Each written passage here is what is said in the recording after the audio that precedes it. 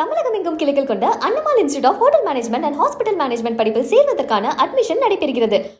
நேபாள உச்சநீதிமன்றத்தின் முன்னாள் தலைமை நீதிபதி சுசிலா கார்கி அந்நாட்டின் முதல் பெண் பிரதமராக பதவியேற்றுக் கொண்டார்.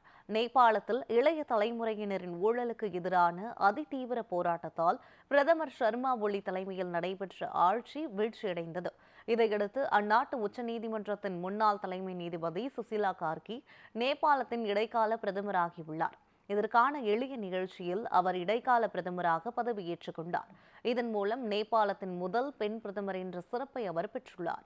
இன்னும் சில நாட்களில் பிரதமர் சுசிலா கார்கி புதிய அமைச்சர்களை நியமிக்க உள்ளார்.